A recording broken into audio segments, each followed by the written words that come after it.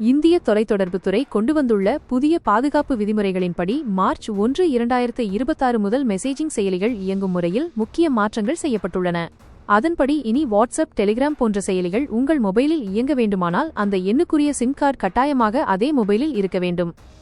இதுவரை ஒருமுறை ஓடிபி மூலம் கணக்கை தொடங்கிவிட்டால் சிம் கார்டை கழற்றிவிட்டாலும் அல்லது வேறு போனில் போட்டாலும் அந்த செயலி தொடர்ந்து இயங்கும்.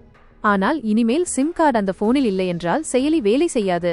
கணினி அல்லது லேப்டாப்பில் வாட்ஸ்அப் வெப் பயன்படுத்துபவர்கள் இனி ஒவ்வொரு 6 மணி நேரத்திற்கும் ஒருமுறை தானாகவே லாக் அவுட் செய்யப்படுவார்கள். மீண்டும் பயன்படுத்த உங்கள் மொபைல் மூலம் QR கோடை ஸ்கேன் செய்து அங்கீகரிக்க வேண்டும். சைபர் மோசடிகளை குறைப்பதற்காக இந்த நடவடிக்கை எடுக்கப்பட்டுள்ளது.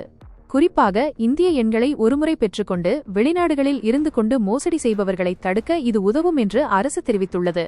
ஒரே எண்ணில் 2 மொபைல்களில் வாட்ஸ்அப் பயன்படுத்துபவர்கள், சிம் கார்டு இல்லாமல் வைஃபை மூலம் மட்டும் டேப்லெட் அல்லது செகண்டரி போன்களில் வாட்ஸ்அப் பயன்படுத்துபவர்கள், அடிக்கடி சிம் கார்டுகளை மாற்றும் பழக்கம் உள்ளவர்கள் இதன் மூலம் பாதிக்கப்பட வாய்ப்புள்ளது.